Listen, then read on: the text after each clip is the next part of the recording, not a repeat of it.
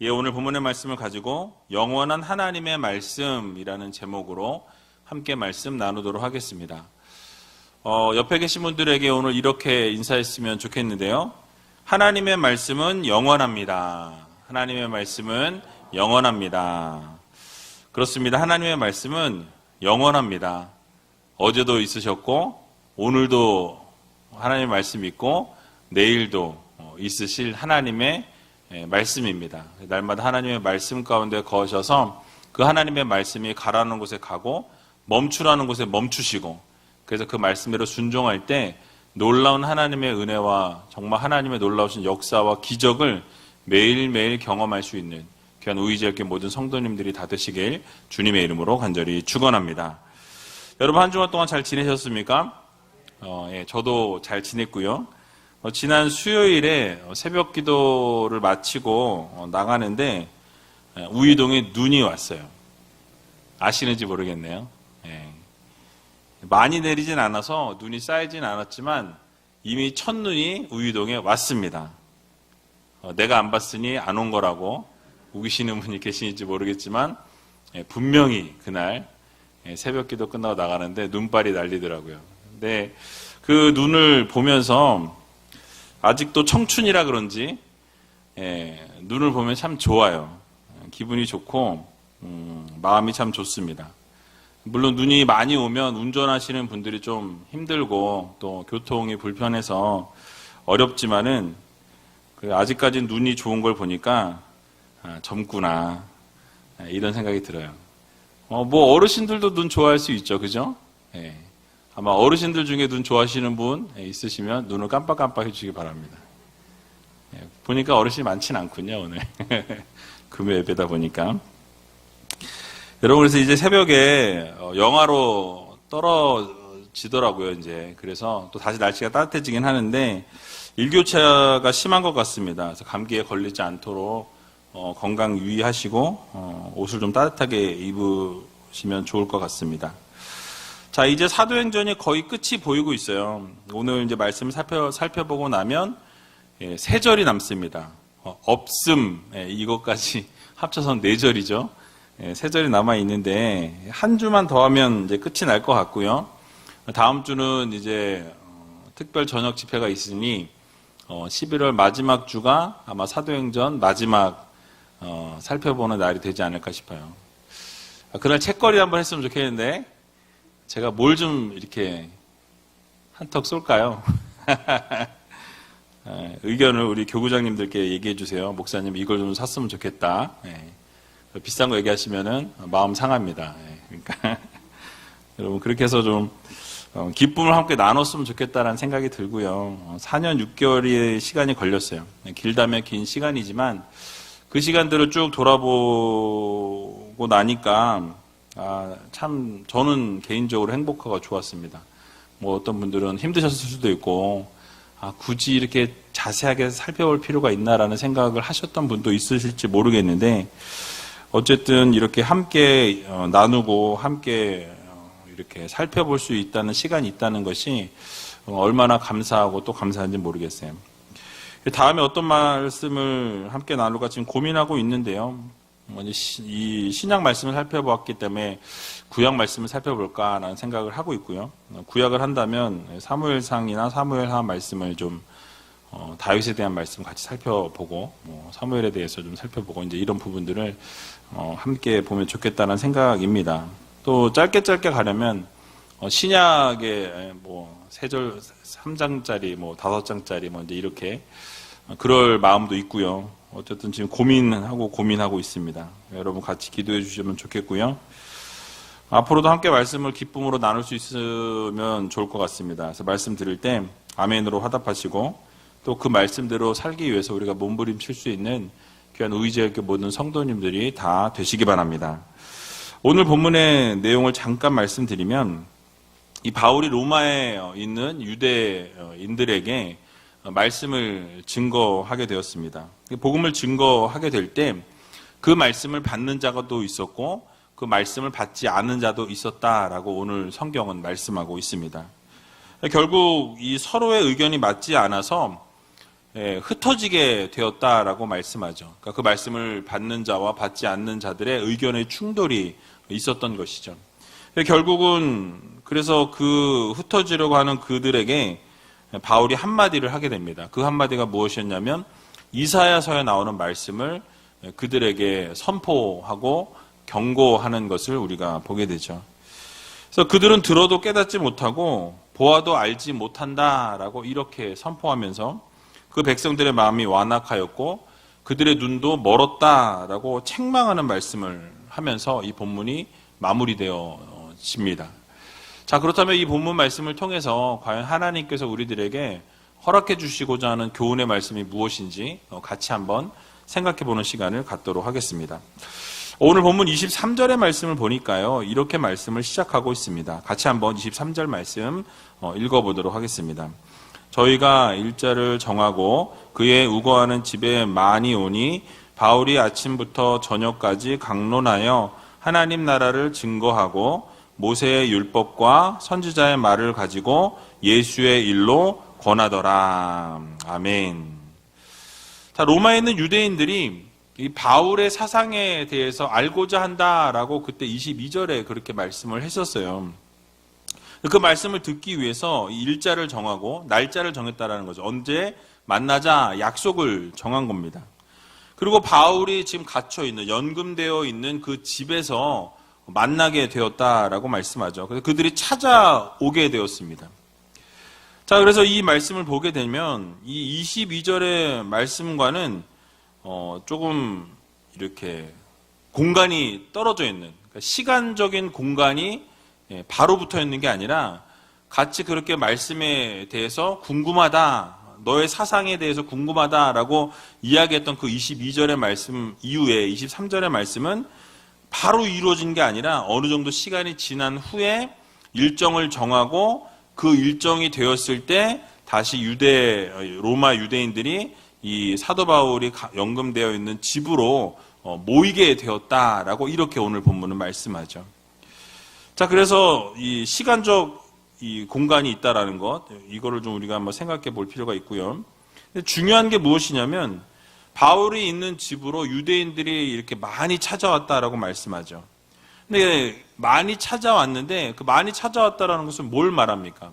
그러니까 예수 그리스도의 그 사상에 대해서, 네가 믿고 있는 그 예수 그리스도가 어떤 분인지에 대해서 궁금하다라는 거죠. 그것을 듣기 위해서 많은 사람들이 아침부터 저녁까지 모여서 그 말씀을 들었다, 강론했다라고 이렇게 말씀하죠.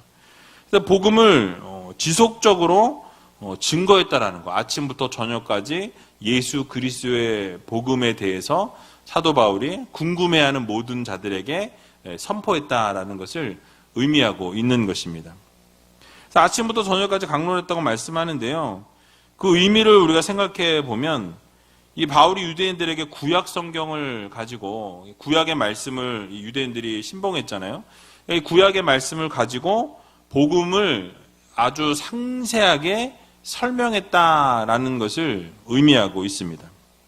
그래서 원문의 의미에 강론했다라는 이 단어를 명확하게 좀 의미를 살려보면 이렇게 그 주석에 나와 있더라고요.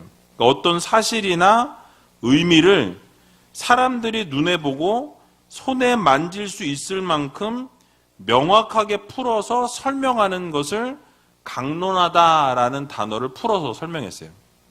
그러니까 무슨 얘기입니까? 어떤 사실이나 그 의미에 대해서 아주 자세하게 눈으로 볼 만큼, 손으로 만져질 만큼 아주 명확하고 자세하게 예수 그리스도의 복음에 대해서 궁금해하는 자들에게 무엇입니까? 아주 정확하게, 명확하게 그 복음을 아침부터 저녁까지 증거했다라는 것을 말씀하고 있는 것이죠. 자, 그래서 이들이 이 바울의 사상에 대해서 궁금해했고 날짜를 정했고 아침부터 저녁까지 모였는데 이 구약의 성경의 말씀을 가지고 하나님 나라를 증거하고 예수 그리스도의 복음을 전했다, 자세하게 가르쳤다라고 말씀하고 있는 것입니다. 물론 바울이 어떤 것을 어떻게 설명했는지를 성경이 말하고 있지 않기 때문에 우리는 명확하게는 알 수 없어요. 근데 누가가 지금 말하는 것을 근거로 해서 우리가 생각해 보면 하나님 나라에 대해서 이야기했다라고 말씀하죠. 그리고 예수 그리스도에 대해서 자세하게 설명했다라고 말씀합니다. 그러니까 하나님 나라의 복음에 대해서, 그리고 예수 그리스도가 어떤 분이신지, 왜 우리가 예수 그리스도를 믿어야 하는지에 대해서 분명히 언급을 했을 거라고 우리는 추측해 볼 수 있는 것이죠.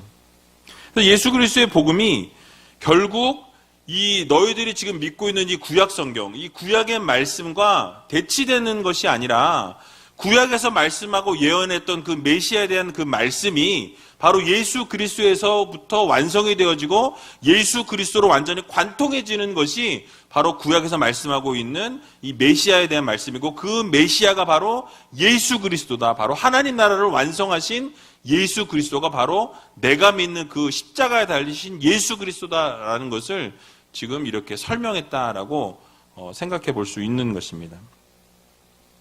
그래서 구약 성경에서 모세와 선지자들이 언급한 내용들의 이 구약 성경의 내용들을 아마 성경 구절구절을 아마 찾아가면서 이 부분이 바로 예수 그리스도를 설명한 것이고, 이 부분이 바로 예수 그리스도에 대해서 예언한 것이고, 결국 이 부분을 통해서 예수 그리스도가 이것을 완성하셨고, 결국 예수 그리스도를 통해서 우리가 구원을 얻는다라는 것에 대해서 아마 강력하게 명확하게 사도 바울이 밝히지 않았을까라고 추측해 볼 수 있는 것이죠.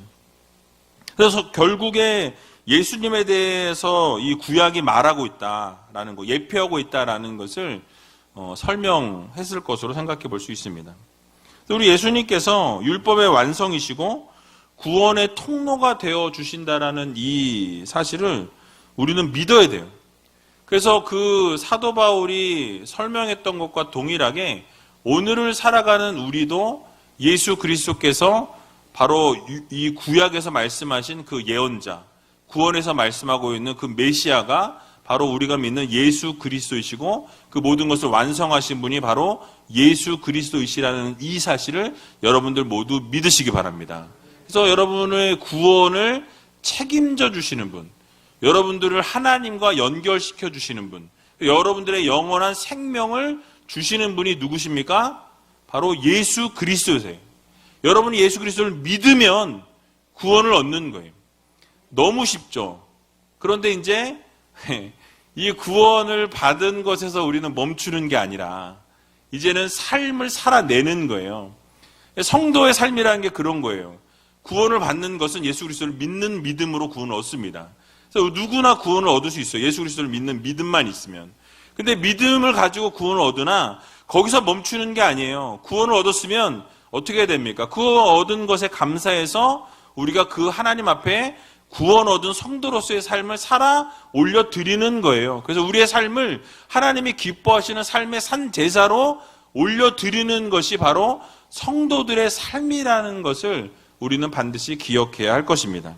그래서 우리는 언제나 이 사실을 믿고 예수 그리스도께서 율법의 완성으로 오셨고 완전한 완성자로 오셨다라는 것, 그리고 완전한 우리를 영원한 죄악에서부터 영원한 생명으로 인도해 주시고 옮겨주신 분이 바로 예수 그리스도이시라는 이 사실을 여러분 모두 믿으시고, 정말 여러분들의 생명을 우리 주님께서 책임져 주신다라는 이 사실을 믿으시고, 정말 오늘 죽어도 나는 천국에 간다, 이 믿음 가지고 살아갈 수 있는 귀한 우이제일교회 모든 성도님들이 다 되시길 주님의 이름으로 간절히 축원합니다. 자, 이렇게 바울이 복음을 증거할 때 반응이 있었어요. 그들의 반응이 어떠했는지 오늘 24절에 말씀합니다. 같이 한번 24절 읽어보도록 하겠습니다. 그 말을 믿는 사람도 있고 믿지 아니하는 사람도 있어. 아멘. 자, 바울이 지금 예수 그리스도께서 이 구약 성경에서 말씀하고 있는, 구약 성경에서 쭉 예언하고 있는 그 메시아가 바로 우리가 지금 믿고 있는 예수 그리스도이시라는 이 사실을 지금 명확하게 밝히고 있었다라고 말씀드렸죠. 그 증거를 이 구약 성경에서 여기저기를 찾아서 설명하고 결국은 율법의 완성자가 바로 예수 그리스도이시다라는 것을 밝혔다라고 말씀하죠. 근데 그것을 이제는 믿는 사람이 있었고 믿지 않는 사람이 있었다라고 분명하게 이렇게 말씀하고 있습니다. 반응이 그랬다라는 거죠. 그래서 그 다음에 말씀을 쭉 보게 되면 바울이 이사야 선지자의 말씀을 가지고 그들을 책망한 것을 볼 때 여러분 어떤 사람이 더 많았다라고 우리 예측해 볼 수 있을까요? 예수님의 그 복음의 말씀을 믿은 사람이 더 많았을까요? 믿지 못한 사람이 더 많았을까요? 거기에 숫자가 몇 프로라고 나오진 않아요. 근데 우리가 이렇게 추측해 볼 수 있는 것은 믿지 않은 사람이 더 많았기 때문에 그들의 완악함, 또 그들의 교만함에 대해서 이사야 선지자의 글을 이렇게 예로서 인용해서 이렇게 책망하는 것을 볼 때 아마 받아들이지 않은 숫자가 더 많지 않았나라는 것을 생각해 볼 수 있습니다. 그러면서 바울이 이사야 선지자의 글을 인용하면서 책망했다라고 말씀드렸는데요. 그 책망한 것을 우리가 생각해 보면 무엇입니까? 굳이 그들을 그동안 계속 아침부터 저녁 때까지 설득하고 복음을 전했고 충분히 명확하게 예수 그리스도에 대해서, 구원에 대해서, 하나님 나라에 대해서 설명했기 때문에 이제는 뭐예요? 더 이상 그들에게 설득할 이유가 없는 거예요. 그러니까 그들에게 충분히 얘기했고 충분히 설명했기 때문에 이제는 그들을 설득하고자 하는 마음이 찾아볼 수가 없는 거예요. 책망하는 것을 보게 되는 것이죠. 그래서 그로 인해서 구원을 받지 못할 것에 대해서 경고하면서요. 결국 말씀을 듣지 아니하고 이 자리에서 떠나서 이제 예수 그리스도를 믿지 아니하면 어떻게 돼요? 그 구원이 이제는 이방인에게로 흘러가게 될 것이라고 이야기하게 됩니다. 이 부분은 다음에 살펴볼 건데요. 이런 바울의 모습을 통해서 우리는 복음을 전할 때 어떠한 태도를 가지고 복음을 전해야 할지에 대한 어떤 그 자세, 그런 태도에 대해서 우리가 좀 배워볼 수 있는 거예요. 그러니까 전도하는 사람, 복음을 증거하는 사람은 이 결코 복음을 듣지 않으려고 하는, 그러니까 복음을 너는 떠들어라, 나는 관심 없어, 들을 생각이 없어 라고 하는 그 사람들에게 복음을 설득하려고 막 이렇게 할 필요가 없다라는 것을 우리들에게 말씀해 주고 있는 거예요. 여러분, 왜 복음을 듣지 않으려는 사람을 이 설득하려는 태도를 가질 필요가 없다라고 말씀을 드리냐면, 여러분, 예수 그리스도의 그 복음이 가치가 없습니까? 예, 안 받아들이면 자기 손해인 거예요. 복음을 믿으면 예수 그리스도께서 우리를 구원하시는 거고, 그걸 믿지 않으면 구원을 받지 못하는 거예요. 그죠? 그러니까 복음을 믿느냐 믿지 않느냐를 통해서 구원을 받느냐 받지 않느냐인데, 그것을 받지 않으려고 하는 사람을 굳이 우리가 설득을 해가면서 온 에너지를 쏟아가면서 할 이유가 없다라는 거죠. 왜요? 복음이 그렇게 가치가 떨어지는 복음이 아니에요. 복음은 유일한 하나님의 말씀입니다. 그래서 우리가 그 말씀을 전하면서 비굴한 모습으로 나아갈 필요가 없는 거예요. 그 복음을 전하면서 뭐 이렇게 막 아쉬운 소리를 할 필요가 없다라는 거죠. 그래서 전도자는 다만 복음의 증인으로서 하나님의 말씀을 전하는 거예요. 그 말씀을 듣든지 아니 듣든지 믿든지 아니 믿든지 그거는 그 사람 몫이에요. 성령 하나님께서 그 마음을 움직이시고 말씀하시고 깨닫게 하시면 어떻게 해서든지 그 사람의 마음을 돌리셔서 하나님 앞으로 돌아오게 하신다는 거죠. 그래서 여러분, 그것을 믿고 우리는 그저 하나님의 복음의 증거자로서의 삶을 살아내는 성도가 돼야 할 것입니다. 그래서 여러분, 자신감을 가져야 돼요. 그러니까 우리가 복음을 전하는 증거자로서 우리의 믿음, 또 내가 경험한 예수 그리스도, 내가 체험한 하나님의 놀라우신 은혜와 능력과 기적, 이런 것을 그냥 얘기해주고 나누는 거예요. 그리고 전했을 때 그것을 듣지 않는다라면 여러분, 그것은 그 사람의 몫이라는 것을 우리는 기억해야 한다라는 것이죠. 그래서 여러분, 자신감을 가지시기 바랍니다. 하나님께서 그 이유는 하나님이 하시는 거예요. 여러분은 그저 예수 그리스도의 복음을 전하고 예수 그리스도께서 구원자이심을 알려주고 우리가 예수 그리스도를 믿으며 하나님께서 우리를 구원하시고 영원한 생명을 허락해 주신다라는 것을 이렇게 설명해 주는, 그게 복음 증거자의 역할이라는 거죠. 그리고 그 이후의 것은 누가 하시는 거예요? 하나님이 하시는 거예요. 성령 하나님께서 그 마음을 움직이시고, 성령 하나님께서 그 말씀을 심으시고, 때가 되어 그것이 움직여지고 바뀌어지고 변화되어지는 것은 하나님의 역사와 하나님의 놀라우신 능력을 통해서 그 기적들이 이루어지고 나타나게 된다라는 이 사실을 여러분 모두 믿으시기 바랍니다. 그래서 여러분, 쉽게 예를 들어 드릴게요. 좋은 물건이 있어요. 이 물건이 너무 좋아. 이 물이 너무 맛있어요. 먹어보니까 이런 물이 없어요. 이거 선전하는 거 아니에요? 이거 사서 드시지 마시고. 네, 상표도 없어요, 근데. 요즘에 이제 이렇게 나오니까. 근데 이게 너무너무 좋은 거예요. 먹어보니까 너무 맛있어. 여러분 어때요, 그럼? 옆에 있는 친한 사람한테 말하지 말고 나만 먹어야지. 이런 분 계세요? 혹시 그런 분 있을지도 몰라요. 정말 너무 맛있어서 나만 먹으려고. 근데 사실은 대부분 어때요? 내가 해보니 너무 좋아. 내가 먹어보니 너무 맛있어. 내가 가보니까 너무 끝내줘요. 그럼 어떻게 해요? 그 가치가 너무너무 대단하니까 알리는 거죠. 전하는 거죠. 복음이 동일합니다. 너무 좋으니까, 너무 예수 그리스도께서 나에게 주신 은혜가 크니까 그 은혜를 받았는데 그 은혜를 어떻게 이렇게 할 길이 없는 거예요. 그래서 전하는 거예요. 전하지 않고는 견딜 수 없는 거죠. 그래서 그것을 증거하고 믿든지 아니 믿든지는 그 사람 몫인 거예요. 그러니까 여러분 당당하게 전하시면 돼요. 당당하게 선포하시고 하나님의 말씀의 가치가 떨어지지 않는다라는 거. 그 어떤 것보다 떨어지지 않아요. 그러니까 여러분들이 위축될 필요도 없고 작아질 필요가 없어요. 담대하게 전해야 한다라는 거죠. 그래서 내가 믿어보니까 너무 좋다. 내가 경험해보니까 하나님의 사랑과 은혜가 너무너무 넘쳐난다. 정말 최고다. 이것을 여러분들이 전해야 한다라는 거죠. 나만의 확신, 나만의 노하우, 나만의 신앙의 어떤 그런 모습들, 이런 것들을 전해줘야 한다라는 것입니다. 그래서 여러분, 정말 엄청난 것을 전해주는 건데 받지 않으면 어떻게 해요? 어쩔 수 없는 거죠. 어쩔 수 없는 거죠. 받을 준비가 되어 있지 않다면 어쩌겠어요. 떠먹여 줄 수는 없는 거죠. 그래서 복음을 전했는데 받지 않으면 여러분 누구 손해입니까? 여러분 손해가 절대 아니에요. 그 사람의 손해라는 것을 여러분 기억하셔서 복음을 듣고도 믿지 않고 복음을 들어도 따르지 않는다면 여러분 영원한 생명을 걷어차는, 영원한 생명을 거부하는, 그래서 기회를 놓치는 것이 되는 거예요.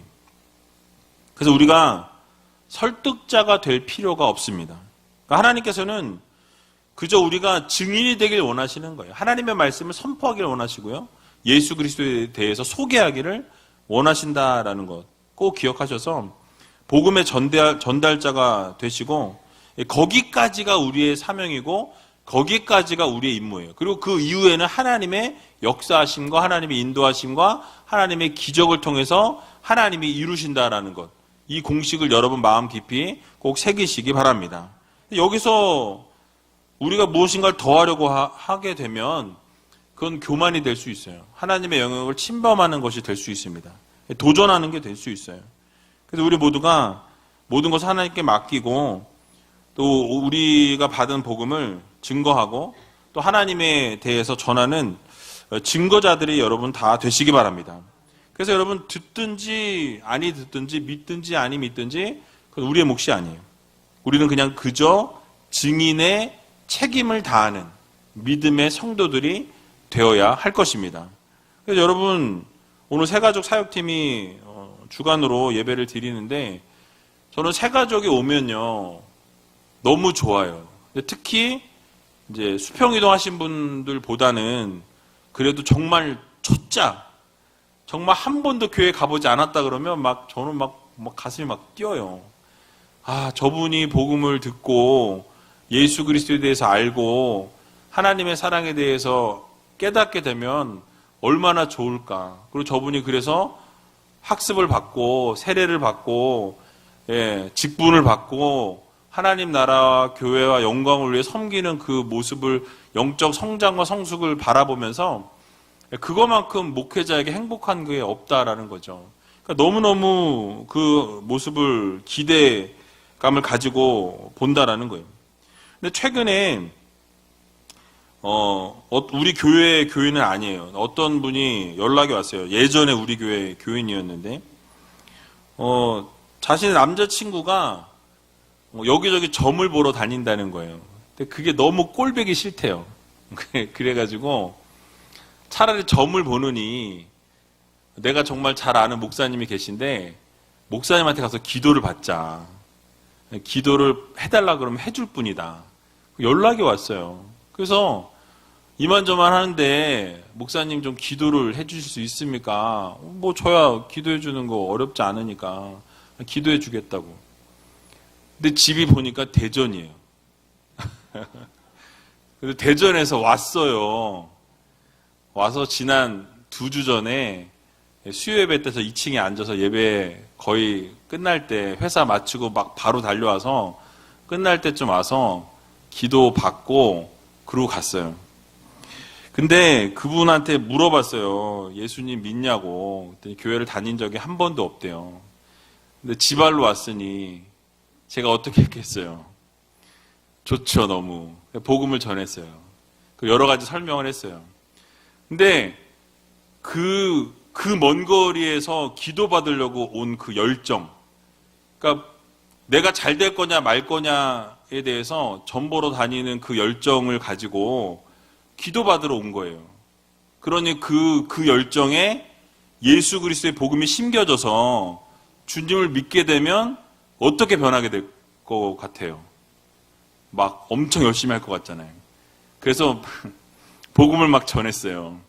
그리고 예수 그리스도에 대해서 알려주고 주님을 믿으면 하시는 사업 놓고 전보로 다니는 것보다 하나님이 한번 딱 하시면 놀라운 역사가 일어난다. 기적이 일어난다. 하여튼 이런저런 얘기를 쭉 해주면서 예수 그리스도를 제시했어요. 그리고 믿는 것은 본인이 결정하실 문제지만 저는 예수님을 믿었으면 좋겠다고, 그 여자친구랑 같이 대전까지 내려가면서 복음에 대해서 다시 한번 듣고 교회를 나가게 되면 여기까지 올 수 없으니 그쪽 대전에서 가시면 좋겠다라고 이제 복음을 전했어요. 그러고서 안수기도를 세게 해줬어요. 머리를 꽉꽉 눌러가면서. 근데 어쨌든 여러분 결과는 저도 몰라요. 이제 어떻게 되는지 나중에 좀 전화해보고 연락을 해볼 건데, 여러분 믿고 안 믿고는 그분의 몫이에요. 그저 우리가 해야 될 것은 뭐예요? 예수 그리스도를 전하는, 주님의 살아서 역사하심과 하나님의 놀라우신 능력과 은혜가 날마다 우리와 함께 한다라는 것, 그것을 그냥 전해주는 거죠. 성령께서 역사해 주셔서 복음을 받아들이고 예수 그리스도를 믿는 자로 거듭나기를 구할 뿐인 거예요. 그리고 그것에 대한 결과는 to be continue. 나중에 제가 말씀드릴게요. 어떻게 됐는지. 그거는 제가 이제 말씀을 드리는데 열매를 맺으면 좋겠죠.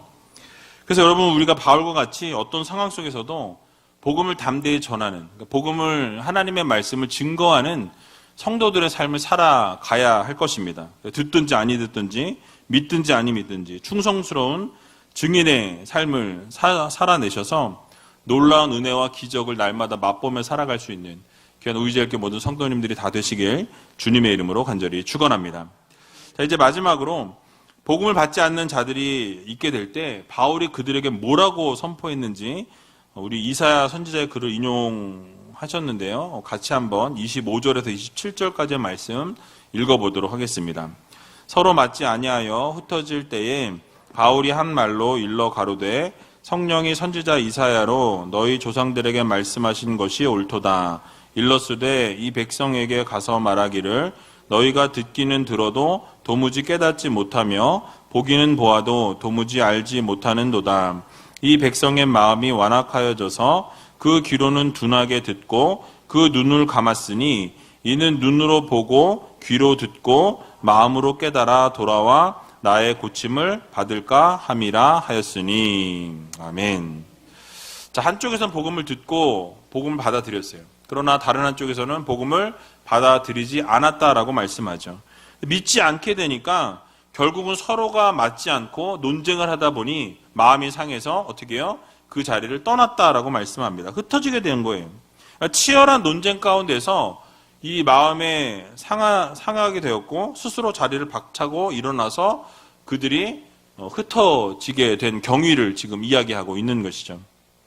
자, 그렇게 흩어질 때에 바울이 한마디를 했다라고 말씀합니다. 근데 자신이 하고 싶은 말을 전한 게 아니라 유대인들이 좋아하는 성경 말씀, 이사야 말씀을 가지고 그들에게 인용을 해서 선포했던 것을 보게 되죠. 여러분, 이사야 선지자를 생각해 보면 이 BC 8세기경에 활동했던 선지자입니다. 그러니까 사도 바울이 활동했을 당시보다 약 800년 전에 하나님의 말씀을 선포했던 선지자의 말씀이, 근데 그 말씀을 인용해서 그 동시대를 같이 살아가고 있는 사람에게 하나님의 말씀을 전하는 것을 보게 되죠. 800년이라는 공간이 떨어져 있어요. 그죠? 이사야가 800년 전에 선포했던 말씀을 지금 800년 후가 되어서 그 말씀을 그 로마 유대인들에게 전했다라는 사실이, 책망했다라는 거죠. 그러니까 동일한 말씀을 들어도 하나님을 경외하는 자들은 그 말씀을 받아들이지만 마음이 강팍하고 완악한 자들은 그 말씀을 듣지 않는다라고 이렇게 이야기합니다. 근데 여러분, 이 말씀이요, 800년이 지난 이 말씀인데도 그 유대인들에게도 동일하게 유효한 말씀이다라는 거죠. 현실감 있는 말씀이에요. 현실성이 있는 말씀이다 라고 말씀을 드릴 수 있는 거죠. 여기서 깨달을 수 있는 것이 결국 무엇입니까?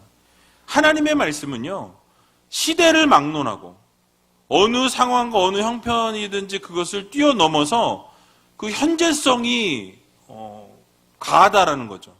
그 말씀이 800년 전의 말씀이든 오늘을 살아가는 우리들에게 전해지는 말씀이든 또 이후에 800년 이후에 증거되어질 말씀이든 그 말씀이 어떻습니까? 동일하게 하나님의 말씀이고 그 동일한 하나님의 말씀이, 영원한 하나님의 말씀이 동일하게 역사하시는 하나님의 말씀이고 동일하게 적용되어지는 하나님의 말씀이라는 사실이에요. 그래서 각각 비록 각각의 시간적으로 공간적으로 다른 시대와 다른 환경 속에 떨어져 있었던 사람들이었지만 그들에게 주어질 때 그 말씀은 동일하게 능력 있는 하나님의 말씀이었다라는 거죠. 오늘을 살아가는 우리들에게도 동일하게 그 말씀이 동일하게 똑같이 적용될 수 있는 하나님의 말씀이라는 사실이에요. 여러분, 놀랍지 않습니까?